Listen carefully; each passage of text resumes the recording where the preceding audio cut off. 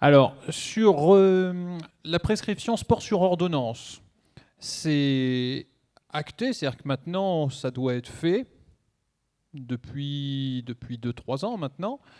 Avec le comité olympique et sportif, on a fait une conférence, c'était en janvier 2018, sur les bienfaits de l'activité physique, pour expliquer aux médecins qui se sont déplacés, voilà, les inciter du moins à le faire.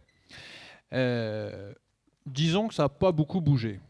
Ça n'a pas beaucoup bougé pour certaines causes, c'est que l'activité physique n'est pas remboursée par la sécurité sociale.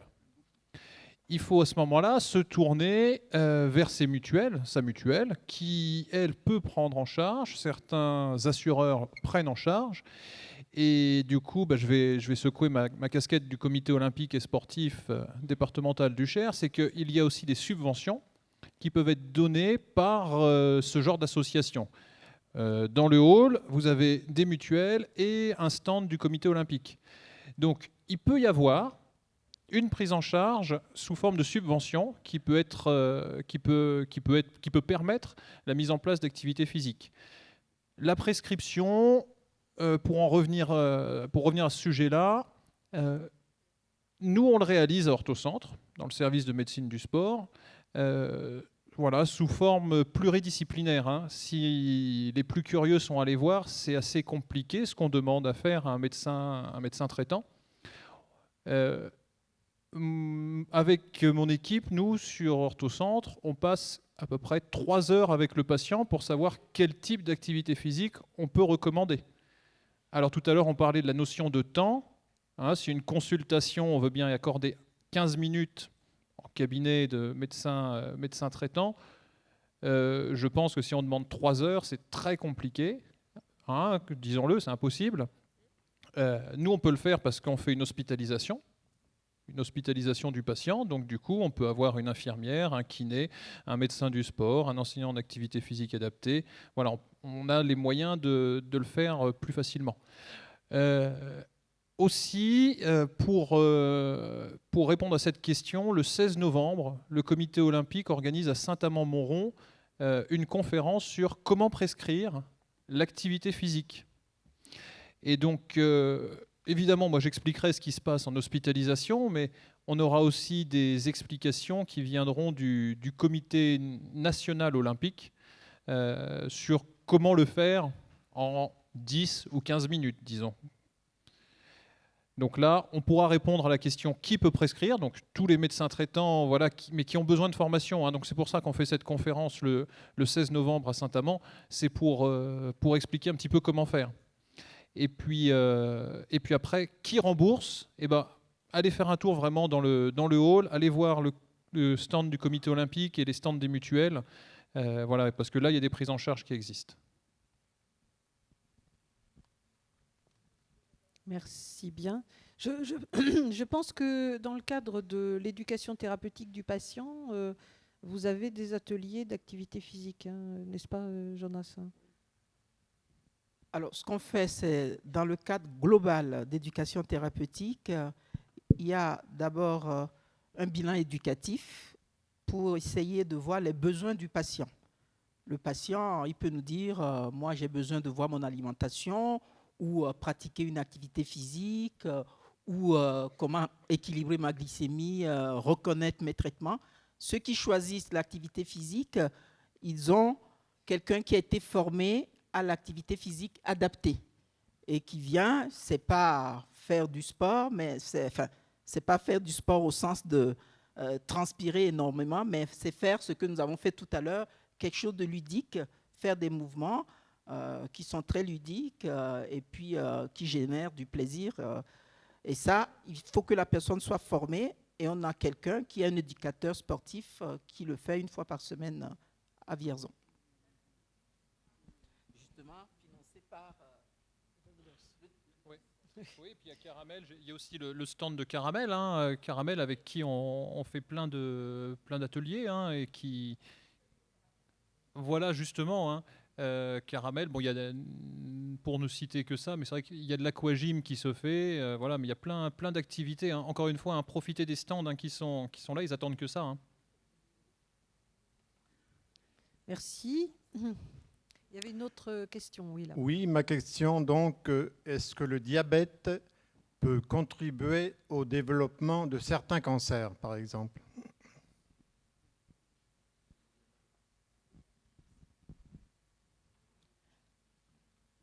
Alors, c'est une question très difficile, mais on sait qu'il y a des liens parfois entre diabète non équilibré et cancer.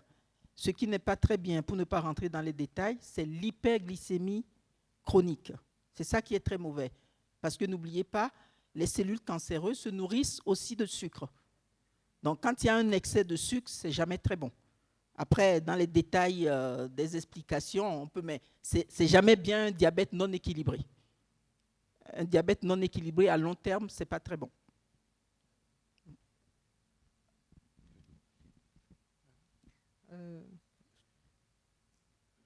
Oui. Allez-y, je vous en prie. Quand je fais mes courses, automatiquement, je regarde les étiquettes, voir la composition, voir s'il y a beaucoup de glucides et donc de sucre. Est-ce normal que je regarde automatiquement ces étiquettes? Je pense que c'est une bonne chose de les regarder, les étiquettes. Il y a même la petite application, il y a même une application qui a beaucoup de succès, l'application Yuka. Alors, moi, je l'ai sur mon portable, hein, et je commence à voir de plus en plus de gens dans les supermarchés qui scannent le code barre pour voir ce qu'il y a s'il y a des produits dangereux dans ce qu'ils sont en train d'essayer d'acheter. Le problème avec Yuka, c'est que tout est tellement mauvais qu'on n'achète plus rien.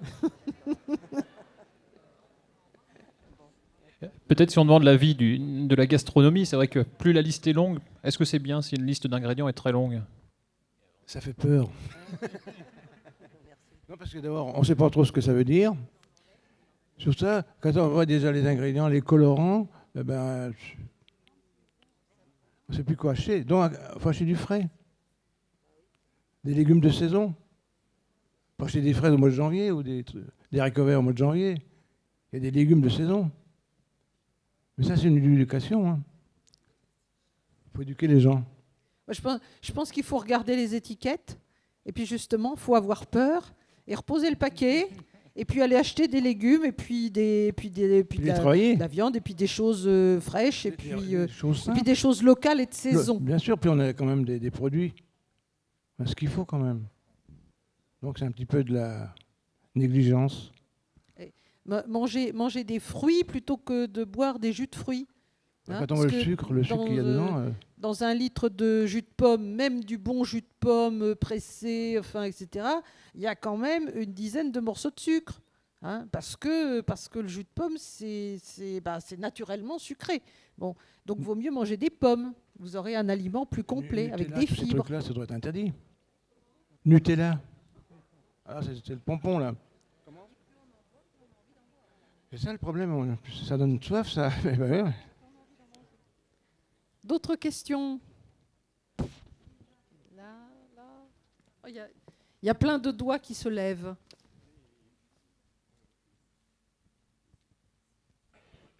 Oui, bonjour à tout le monde.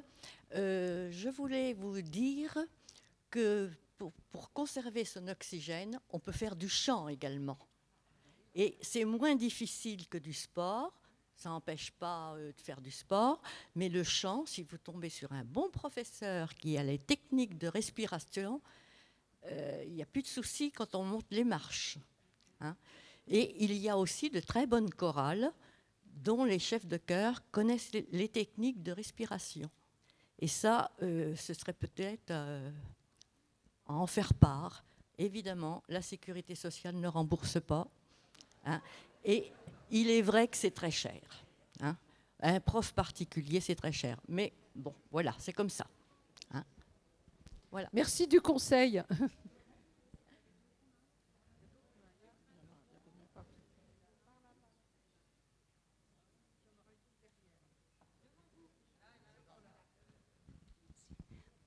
Bonjour, monsieur, dame.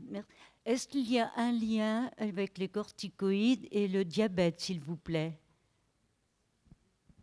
Oui, il y a un lien parce que les corticoïdes bloquent la sécrétion d'insuline. quand on a compris le diabète, on a vu le rôle de l'insuline.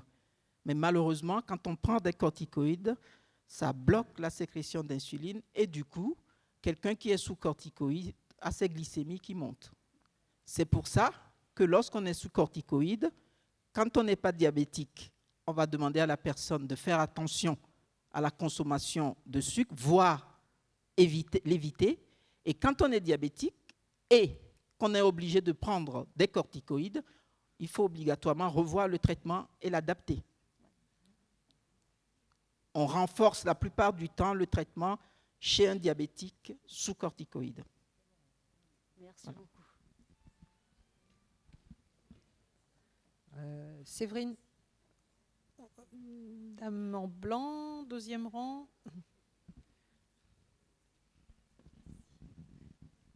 Bonsoir à tous. Alors moi, je n'ai pas de questions à poser. Je voulais juste remercier le docteur Aboudjan parce que moi, je suis diabétique insulino-dépendante depuis 40 ans, type 1.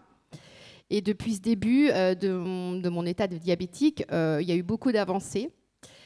Je veux dire à tout le monde de faire super attention à leur alimentation, de bien surveiller leur diabète parce que les conséquences sont dramatiques. À un moment donné dans ma vie, j'ai eu un déséquilibre complet de mon diabète. Mon hémoglobine glyquée est montée à 11. J'ai fait une rétinopathie hémorragique diabétique. J'ai été opérée à l'hôpital des 15-20, j'étais aveugle de l'œil gauche. Ils m'ont fait une vitrectomie. Aujourd'hui, je vois clair, merci, parce que ça m'a fait une grande peur. Donc faites attention. Faites attention à votre taux de sucre dans le sang. Faites attention à ce que vous mangez. Faites un peu d'activité physique. Moi, personnellement, je ne suis pas une grande sportive, mais j'aime bien marcher au moins une demi-heure par jour. Et je vous assure qu'on revit, parce que quand on échappe après à tout ça, je vous assure qu'on fait super attention. Et moi, je connais bien le docteur Aboudjan, qui a été mon diabétologue, docteur Aboud aussi, qui est mon diabétologue à l'hôpital de Vierzon. Je les remercie parce que grâce à eux aussi, on apprend à vivre avec le diabète. C'est sûr qu'à un moment donné, on en a marre, parce qu'on dit que c'est dur et compliqué, mais je peux vous assurer qu'on peut très bien vivre avec. Et voilà quelques mois, j'ai mis le nouveau patch pour prendre mon taux de sucre dans le sang. C'est génial parce que se piquer le bout du doigt pendant 39 ans, vous n'avez plus de sensibilité au bout des doigts. Et j'ai mis le patch, donc c'est merveilleux. Vous pouvez prendre votre taux de sucre 10 fois, 15 fois, 20 fois par jour. Vous ne sentez rien du tout. Et ça vous permet effectivement de vous injecter une dose d'insuline quand vous voyez que vous avez un peu trop de sucre pour éviter que le taux monte et avoir des conséquences. Merci à toute l'évolution de la médecine et merci à tous ceux qui travaillent sur le diabète pour nous aider à vivre.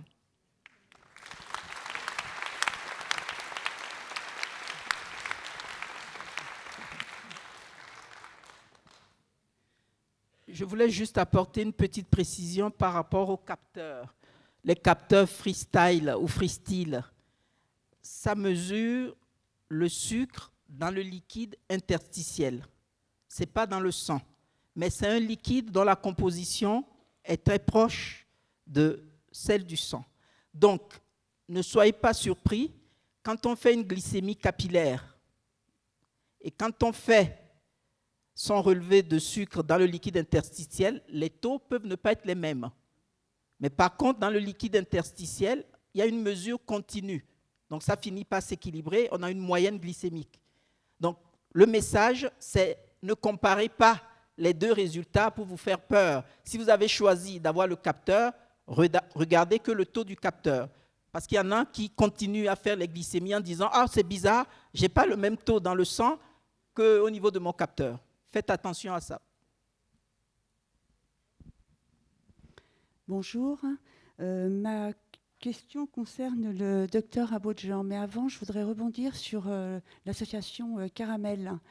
Je ne sais plus votre nom, vous avez parlé de cette association. Je me suis inscrite, mais il faut savoir que les activités qu'ils proposent, c'est surtout pour les personnes qui sont retraitées, parce que les activités, moi, je ne pouvais pas y aller, les horaires n'étaient pas adaptés. Donc c'est surtout, c'est très bien, hein, ce n'est pas une critique, mais c'est simplement pour dire que c'est adapté, mais pour les personnes retraitées qui ne travaillent plus. Voilà. Et ma question, écoutez, ce qu'on m'a proposé, c'était ça. Ma question concernait le microbiote. De quelle façon on peut s'apercevoir qu'il est altéré sur notre personne et est-ce qu'il y a des effets sur notre corps qui pourraient nous alerter? Par rapport au microbiote, il y a beaucoup de choses qui se font à l'échelon moléculaire il y a des choses qui sont du domaine de la recherche. C'est que d'une façon générale, avoir en tête que ce microbiote joue un rôle important, mais on n'a pas, au jour d'aujourd'hui, sauf des centres qui sont en train de faire des recherches, des choses très très pointues, on ne peut pas dire à quelqu'un votre microbiote a telle et telle chose, mais c'est du bon sens aujourd'hui, ne pas abîmer son microbiote, savoir manger comme il faut, ne pas prendre des antibiotiques n'importe comment. C'est ça surtout.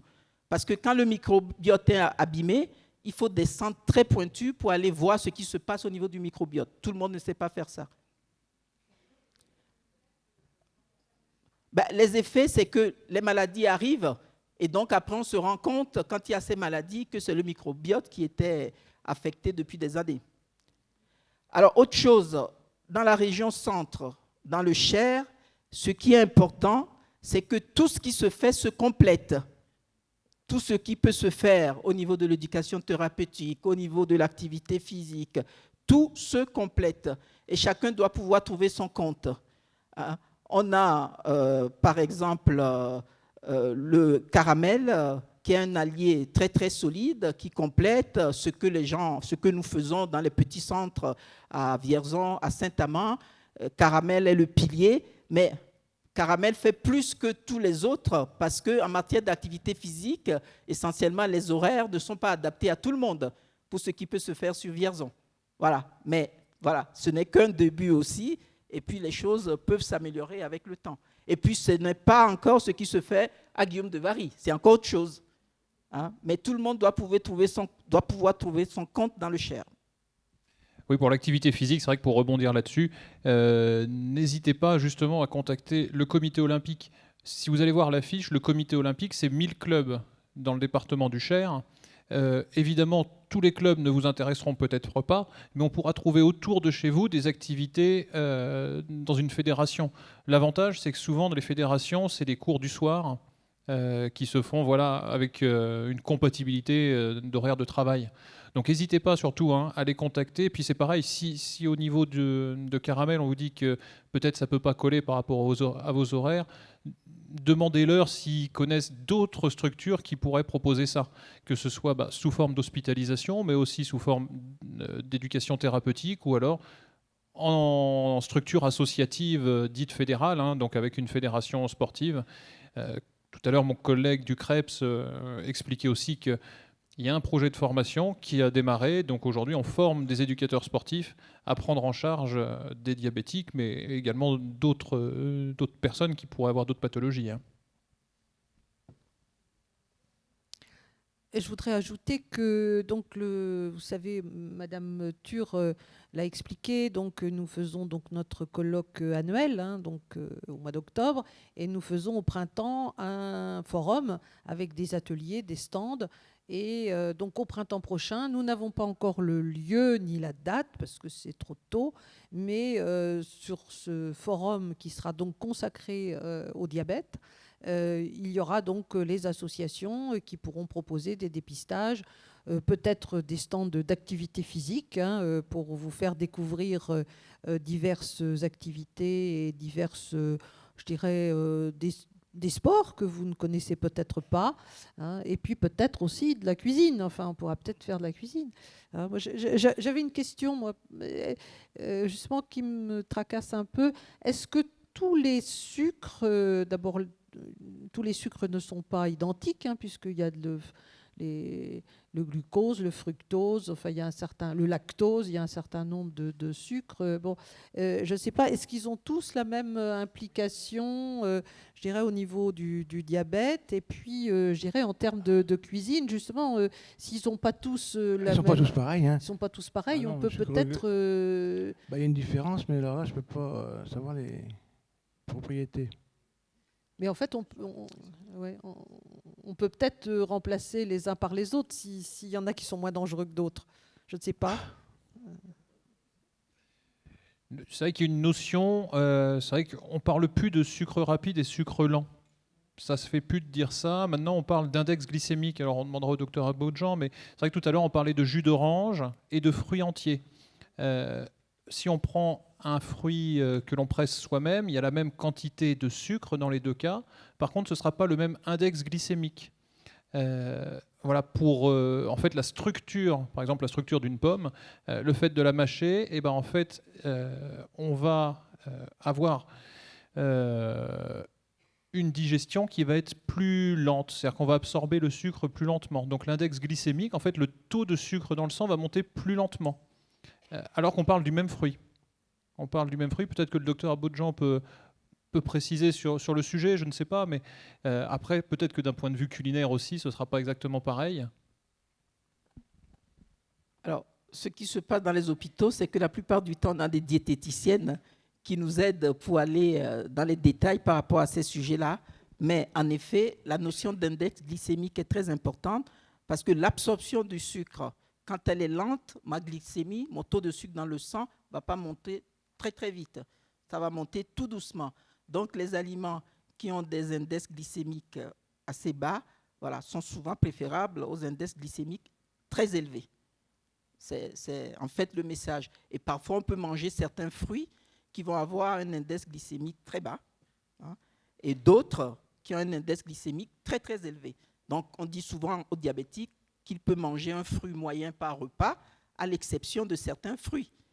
Par exemple, fraises, c'est très bon, index glycémique bas. Raisin, cerise, voilà, on ne va pas demander aux diabétiques d'aller manger des dattes, des figues.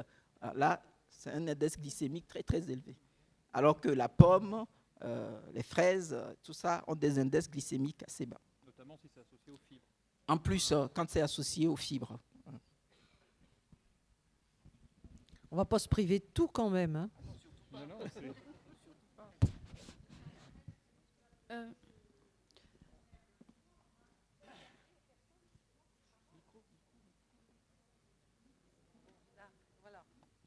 Oui, on vous écoute. Oui.